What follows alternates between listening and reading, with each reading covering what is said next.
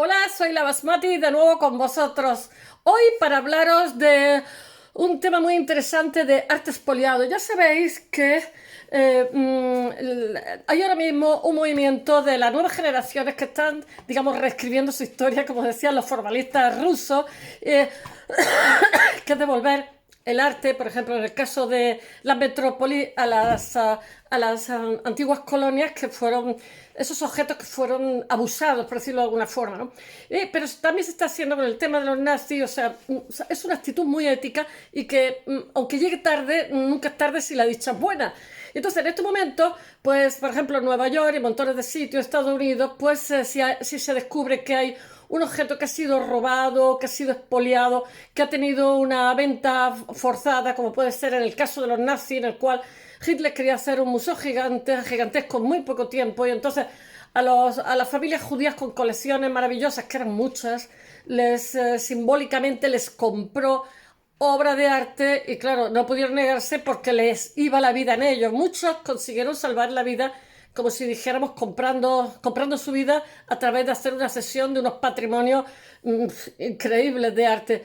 Muchas familias han reclamado y han recuperado porque esa obra después con el tiempo o bien están en Alemania o han sido revendidas a algunos museos.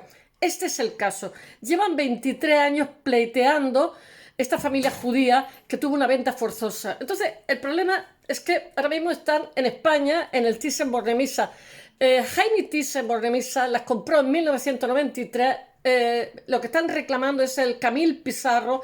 Camille realmente se llamaba Camille, en fin, no se llamaba Camille, o sea, sí y no, porque se llamaba Jacob Abraham Camille. Pero como sabéis que hay esa cierta susceptibilidad con el tema judío, pues su nombre era solamente pues Camille, que era como menos sospechoso que Abraham Jacob.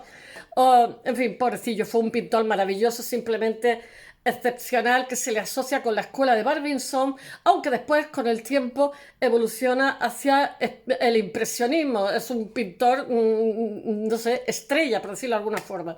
Y se le considera junto a Monet y Alfred Sisley uno de los impresionistas puros, por decirlo de alguna manera, porque después vienen otros que digamos que se les diferencia el grupo, digamos, de los problemáticos que son Renoir, Degas, Cézanne, etc.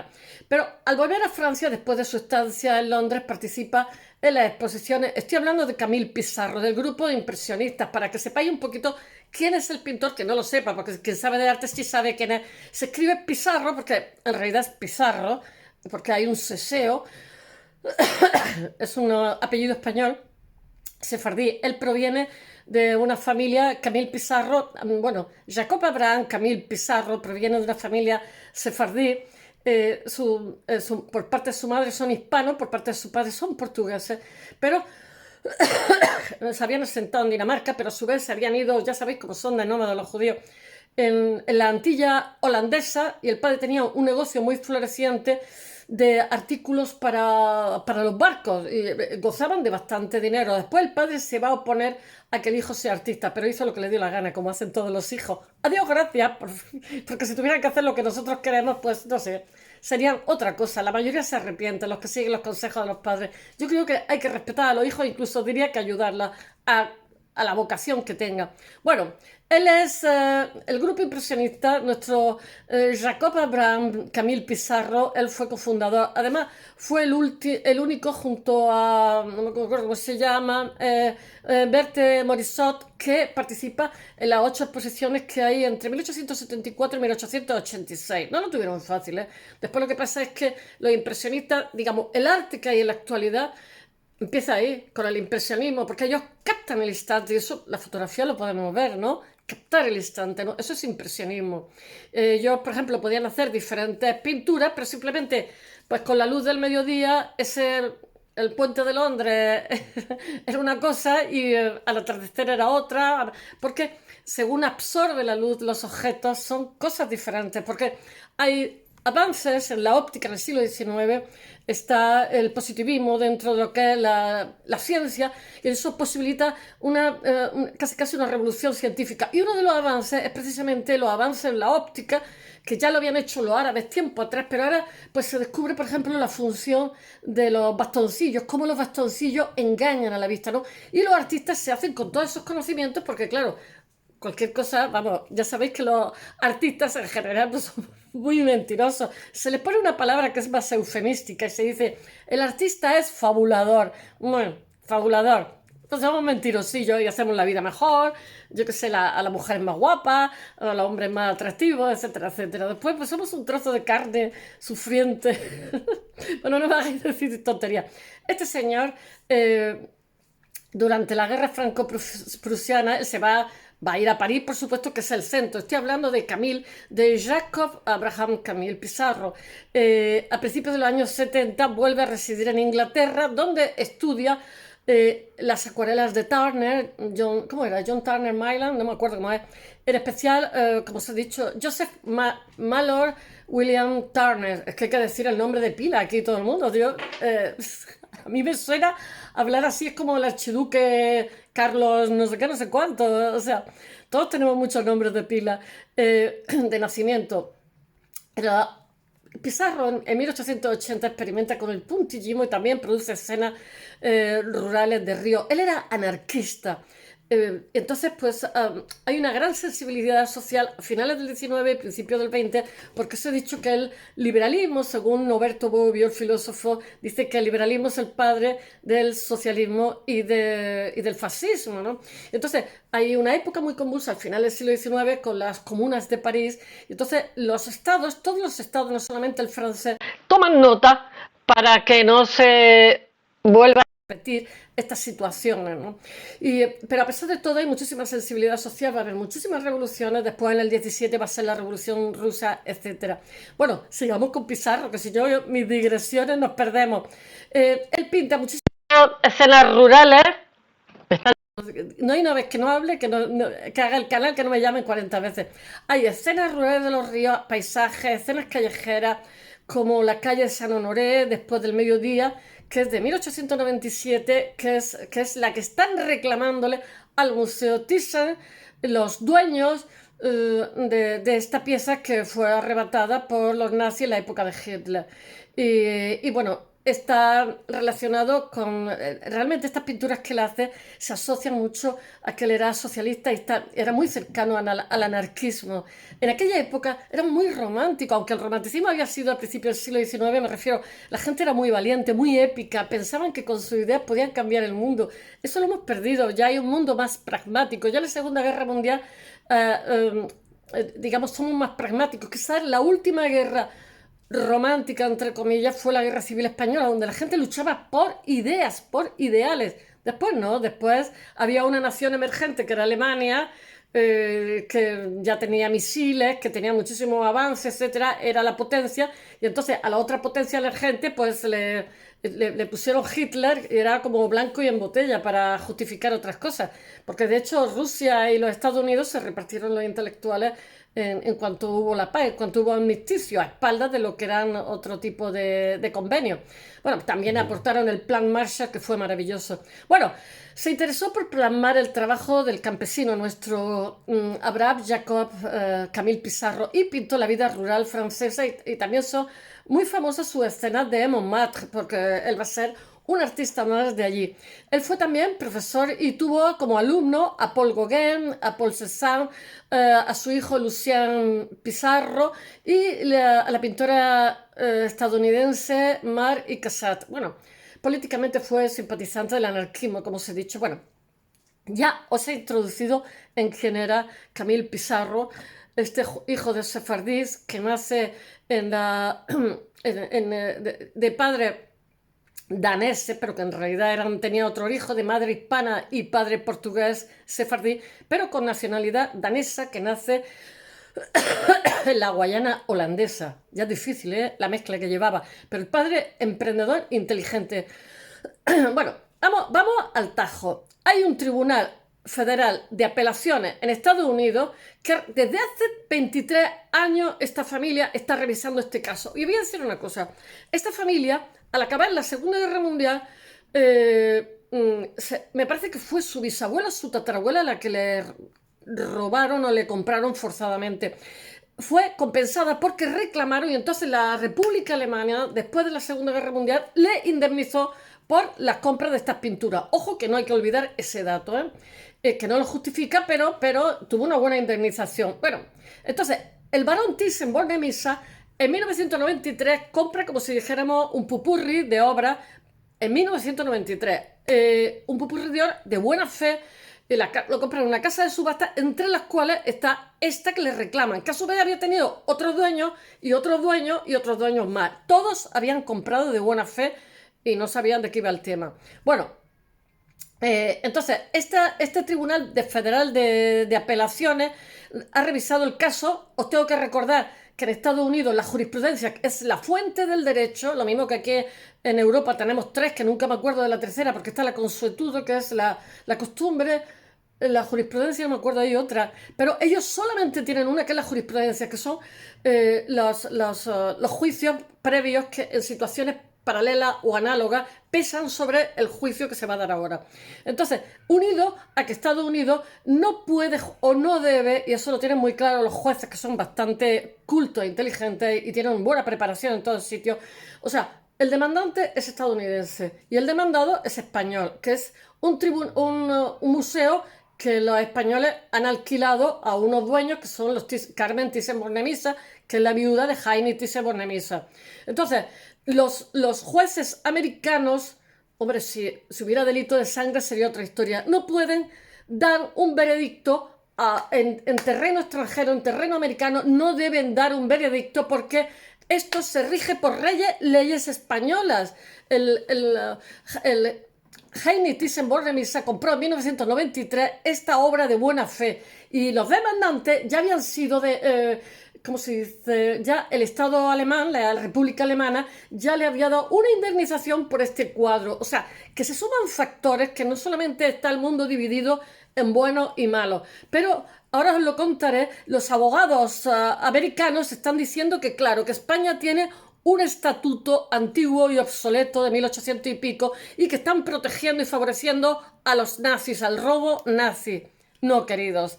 Las cosas no son blancas o negras. De todas formas, ellos, que es una familia muy rica judía, que están nacionalizados estadounidenses, van a seguir pleiteando y pleiteando y pleiteando hasta el final. Y lleva ya montones de juicios, Ellos consideran que es legítimo lo que están reclamando. Y han dicho que si consiguen ese cuadro, que es valiosísimo, porque es de las mejores obras de Camille Jacob Abraham, le darán el dinero íntegramente a la causa judía. Atención, manos al botón. Pero están utilizando argumentos un poco burdos, como que nosotros tenemos una legislación obsoleta y Estados Unidos tiene una legislación mejor. En fin, todo vale. Ya sabéis que los buenos abogados son capaces. Y están diciendo que los españoles favorecen a los nazis. Por favor. Incluso nuestro Franco, en época de la Segunda Guerra Mundial, huían por los Pirineos los judíos porque en España no había persecución de judíos. De hecho, mi padre tenía su amigo Salomón, que era peletero, y en Melilla, por ejemplo, está lleno de judíos sefardíes, judíos askenazis, etc. Quiero deciros, y España, dentro del régimen de Franco, Salazar tampoco los persiguió. Los dos eran dictadores en teoría fascistas. Es más, en España se les dio pasaporte español a los judíos. No lo olvidemos, No queremos hacer de mangas capirotes. No estoy defendiendo en ningún momento a Franco, ni a Salazar, ni a nadie. Ni menos estoy culpando a los judíos. Pero algunas veces nos cogemos consignas para que se asocien otras cosas. Bueno, voy a ver si os cuento esto del Tribunal de Apelaciones, que me pongo aquí en el púlpito a echar. Bueno, estamos en que un tribunal de apelaciones ahora mismo revisa el caso de la orden unánime del Supremo. Ya la han rebotado por otro sitio, porque esto es como una patata caliente y la van soltando de uno a otro. Hace falta mucho dinero para pleitear en Estados Unidos y para pleitear en España, Son familias poderosas. Dice el heredero de la mujer a la que se lo arrebataron los nazis: al insistir en no devolvernos el cuadro, España perpetúa el holocausto. Venga ya, por favor. España no perpetúa ningún holocausto. Esto pertenece a una colección privada de la que España ahora mismo lo ha alquilado. Lo que pasa es que la colección privada no quiere soltarlo. Pero es que ellos lo compraron de buena fe a otros y a su vez a otros. O sea, no hay una compra malvada ni intencionada. Y los dueños de esta pintura fueron indemnizados por el Estado alemán. No nos olvidemos, bien indemnizados. Es que aquí el que no corre vuela, Bueno, hay un nuevo capítulo que no es el último de la historia de Camille Pissarro, que expoliado por los nazis, llevan 23 años pleiteando, que cuelga desde 1993 en el Museo Thyssen-Bornemisza, que compró como un popurrí de obras, en la cual estaba incluido esta porque él era coleccionista.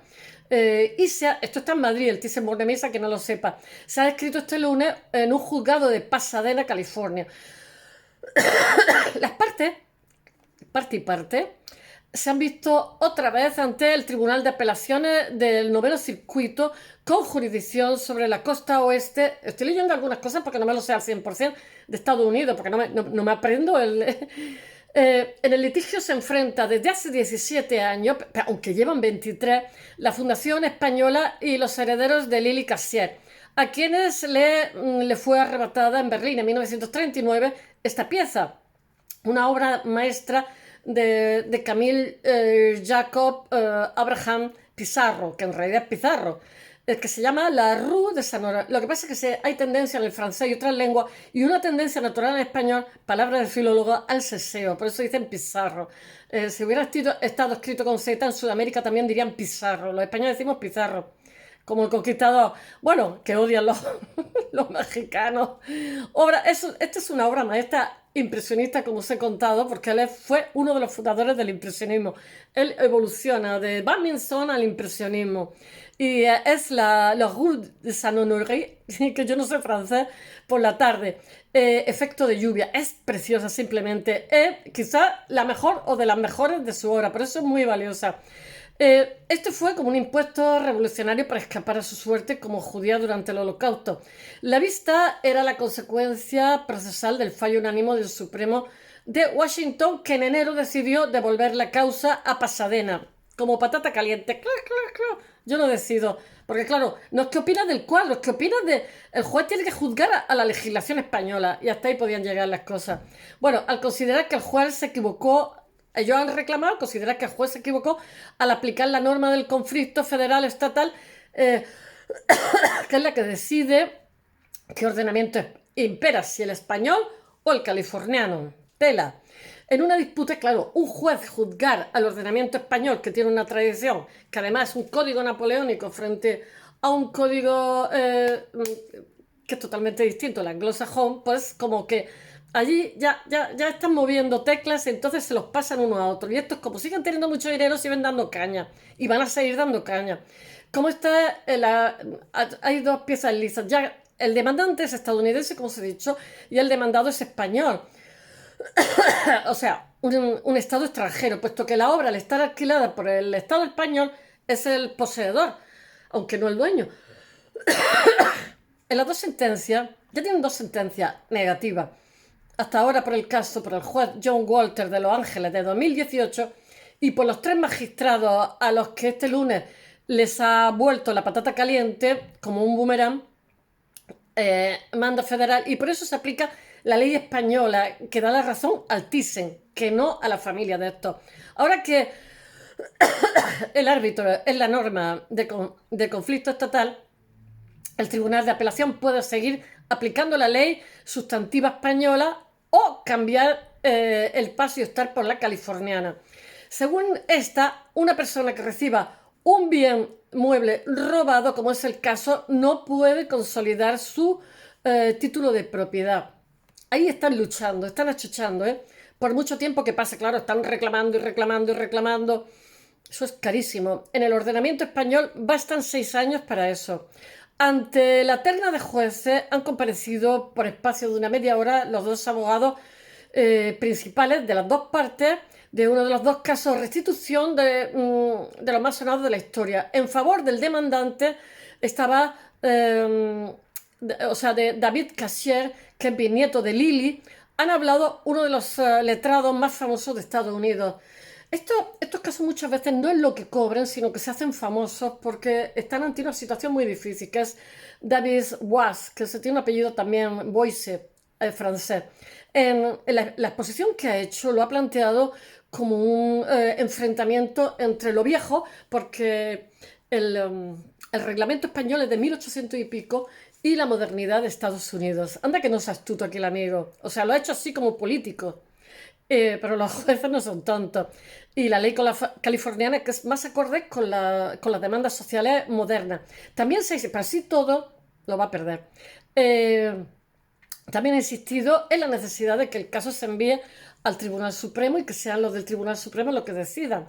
Al Tribunal Supremo californiano, en lugar de que la revisión se haga, hay como niveles dentro de lo que es la judicatura de todos los países, judicatura, que no me salía la palabra. Y antes que el de apelaciones, él prefiere que sea en el Tribunal Supremo, porque ya pasó en su día.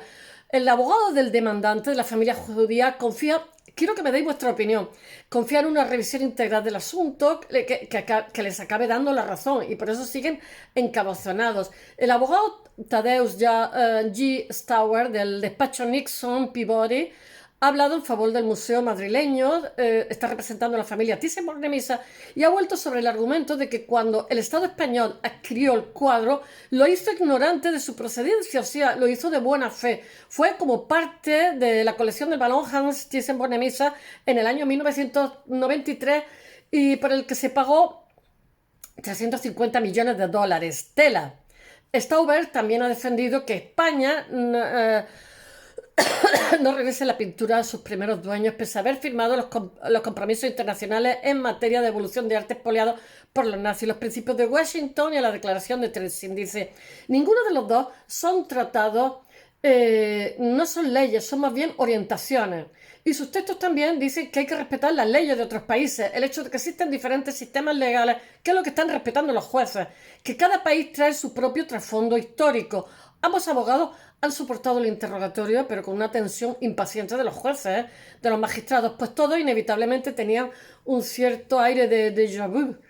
Su presidenta, que es Consuelo Callahan, ha repetido en diferentes ocasiones que lamenta la reprimenda reprimida del Alto Tribunal de Washington y ha dicho, dice, incluso por mucho que nos arrepintamos, no podemos cambiar de opinión.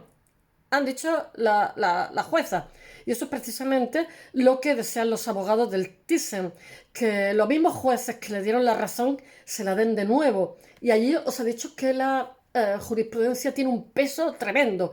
También confía en lo que esto significará en el cuadro que se quede en Madrid. O sea, la Thyssen va a mantener el cuadro de Pizarro. La sentencia podía llegar tan pronto, pero el otro dice que van a seguir apelando y apelando y apelando.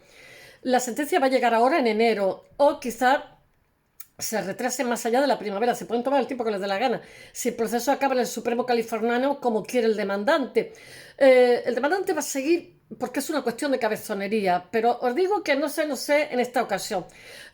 Al demandante siempre le queda la opción de elevar la queja de nuevo al Supremo de Washington. Va a ir pasando de uno a otro como una pelota, que podría aceptar revisar de nuevo el caso o dejarlo estar. Ahora, es que no quieren juzgar a España, o sea, pero eso lo hacen los jueces de todos sitios. Porque además el tema está un poco turbio, ¿eh? No es que fue robado y ya está, no, fue robado, indemnizado y después a los 200 años dicen que ese cuadro es suyo. Bueno, pues no sé qué deciros. David Cassier, que es el demandante, no le preocupa que todo ello se dilate el proceso porque es rico. Llevamos 23 años en esto. Me sigue. Y esperar un poco más no nos importa, dijo este viernes pasado en una conversación con este diario que es el Art Forum. Cassier fijó el inicio en el momento que su padre Claude, fallecido en 2010, fue quien comenzó con estos litigios con la cruzada. Su padre estuvo en un campo de concentración en Marruecos, un campo de concentración alemán que se salvó de milagro. Y después se fue a Estados Unidos, como era una persona emprendedora, etcétera, pues le fue bien. Ellos recibieron en compensación del Estado alemán una cantidad de dinero que estaba bien. Dice Cassier, el demandante, dice, creo que a mi padre, como a mi bisabuela, que fue superviviente del Holocausto, que casi muere en un campo de concentración en Marruecos, le habría hecho sentir orgullosa la publicidad que está teniendo el caso. Le preocupa mucho que los jóvenes se olviden de lo que pasó. Y eso ahora, claro, él está convirtiéndolo en una especie de guerra entre los pro-Holocausto y tal, pero no. Es que esto no va de eso, esto tiene más molla. Dice, y eso ahora que van muriendo los últimos testigos en una amenaza real. Está utilizando el victimismo. Más feliz le habría hecho que España hubiera actuado correctamente, más feliz me hubiera hecho que España hubiera actuado correctamente, pero al menos nos queda la enorme publicidad. El Thyssen debería dejarse de subterfugio y enfrentarse a la obligación moral que tiene ante sí. Anda que la gasta fina aquí el amigo, ¿eh? Bueno, el demandante siempre ha creído que el Estado español es consciente de que la pintura, una vista de la ciudad creada en 1897 por Pizarro, que acabó en la galería de otro antepasado suyo en Berlín en 1900, era fruto del expolio nazi. Dice, al negarse a devolver España, básicamente está negando el holocausto. Y eso es muy peligroso en estos momentos en Estados Unidos, con Trump cenando con antisemitas. Bueno, ya, es que está haciendo un proselitismo ya innecesario. El demandante, el demandante se refiere al reciente escándalo de la reunión mantenida por el expresidente con el rapero Kanye West, Nick Fuentes, bueno, en fin.